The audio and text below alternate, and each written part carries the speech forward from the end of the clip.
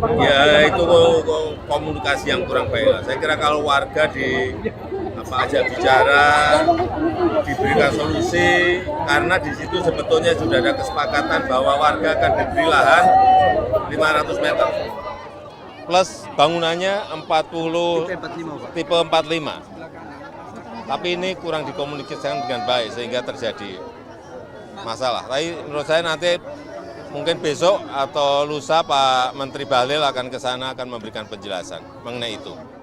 Begitu kita bicara tentang investasi, maka sesungguhnya investasi itu tujuan akhirnya bukan sekedar memperkaya investor, tapi meningkatkan kesejahteraan seluruh rakyat. Nah, kalau kegiatan investasi justru memicu penderitaan, justru memicu kondisi yang tidak sehat di dalam kesejahteraan rakyat, maka ini perlu ada langkah-langkah koreksi. Kami merasakan pengalaman di Jakarta ketika ada tindakan-tindakan kekerasan yang menyangkut penggeseran, penggusuran, itu luka sosialnya lama. Kamu akuarium, datang ke sana, kita akan ketemu dengan mereka yang memiliki luka yang amat dalam.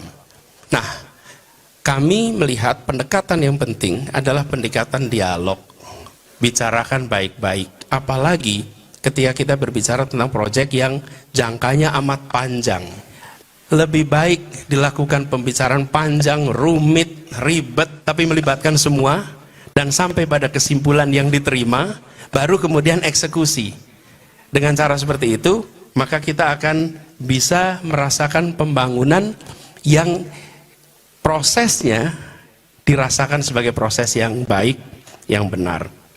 Dan bila kita yakin bahwa pendekatan mengandalkan keadilan itu dijalankan dengan benar, dan kami yakin itu, maka ketenangan, keteduhan akan hadir.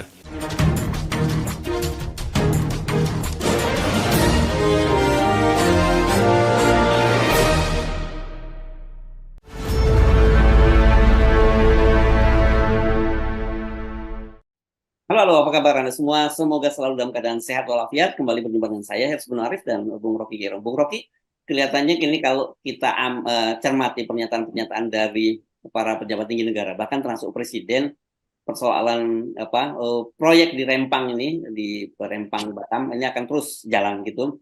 Presiden Jokowi menyatakan bahwa ini kalau keributan, kehebohan kemarin yang terjadi, itu hanya semata-mata persoalan komunikasi. Sementara Menteri ATR yang juga mantan Panglima TNI Pak Hadi Cahyanto menyatakan bahwa rakyat di situ nggak punya HGU. Jadi artinya mereka ini adalah penghuni liar gitu ya, atau bahasa lain ya memang harus digusur. Kira-kira kan begitu ya kita tafsirkan. Dan di samping itu nanti kita mungkin akan bandingkan bagaimana cara dari sini kita juga dapat gambaran seperti apa sih nanti kalau calon presiden lain, kita yang baru dengar ini Anies Baswedan yang bicara, yang lain belum kita dengar. Anies menyatakan bahwa investasi yang menimbulkan penderitaan rakyat itu harus dikoreksi.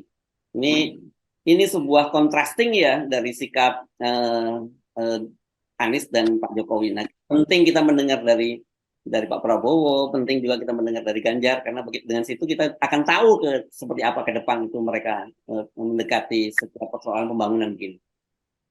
Ya, saya kira itu justru jadi hotspot hari ini. Apa pikiran Prabowo, apa pikiran Ganjar tentang Rempang ini? Di situ diuji soal kepemimpinan, satu, soal ketegasan terutama kepemimpinan, soal apa ini, apa komunikasi seperti basa-basinya Pak Jokowi. Yang kedua, juga diuji perspektif dari calon presiden nanti itu tentang hak rakyat atas tanah, tentang kemungkinan konflik regional di situ, tentang keamanan lingkungan.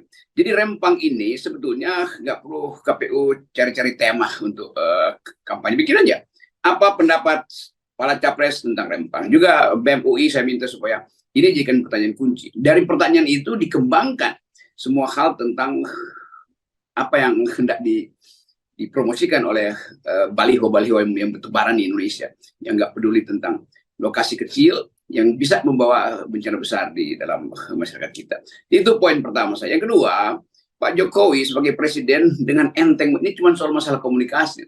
Seolah Pak Jokowi nggak punya kalimat lain, setiap kali masalah komunikasi, soal harga BBM, soal apa aja itu soal masalah komunikasi. Padahal di belakang ini ada problem fundamental, yaitu pertentangan antara hak rakyat dan industri-industri besar yang di seluruh dunia, mulai dari Amerika Latin sampai hal-hal yang masih seorang ingat, cara penggusuran aborigin di Australia, bagian-bagian yang juga masih berlangsung di wilayah Afrika. Jadi ini bukan soal komunikasi, Pak Presiden, ini soal rencana pembangunan yang oleh Pak Presiden diasumsikan harus berjalan. Karena apa? Karena disebut ini program strategis Presiden kan. Dan ini sebetulnya akibat pertama dari Omnibus Law. Kan Omnibus Law itu filosofinya percepat pembangunan. Dan satu waktu Istana mengatakan jangan ada yang menghalangi pembangunan.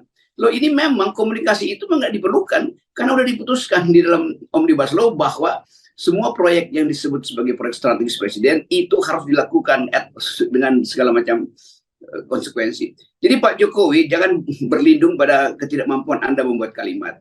Hanya soal komunikasi, bukan. Ini soal fundamental yang dari awal memang jadi acuan atau andalan dari Presiden, yaitu proyek-proyek strategis. Jadi itu poinnya di situ.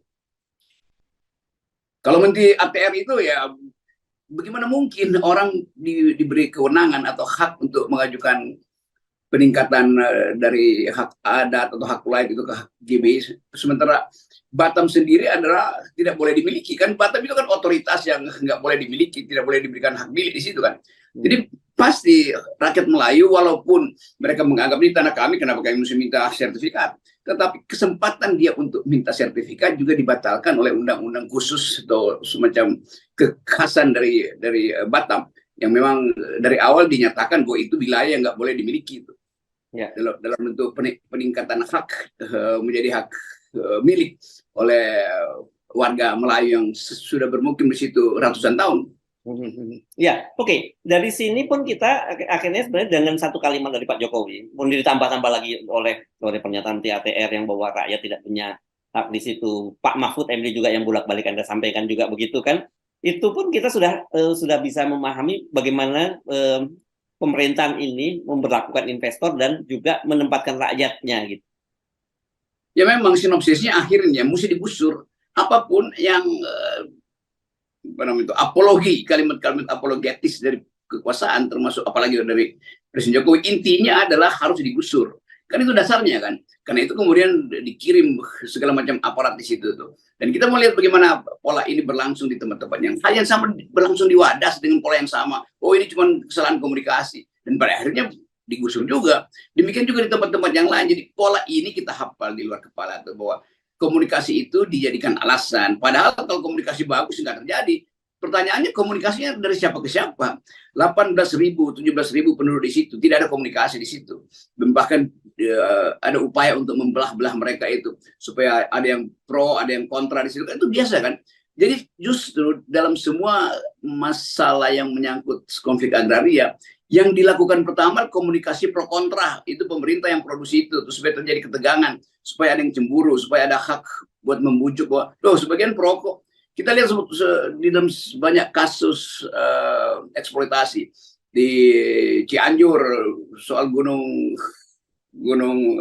gede, di Purwokerto macam-macam kan, Gunung Selamat, semuanya begitu. Masyarakat dibelah dulu supaya terjadi ketegangan, supaya ada yang bisa dibujuk dan ada yang menolak. Itu kan itu pola itu. Jadi saudara Presiden ke-7 Republik Indonesia ini bukan sekedar masalah komunikasi, tapi dari awal memang diinginkan ada pembelahan masyarakat supaya mudah dikendalikan itu dasarnya tuh. Ya, dan kita kan kemarin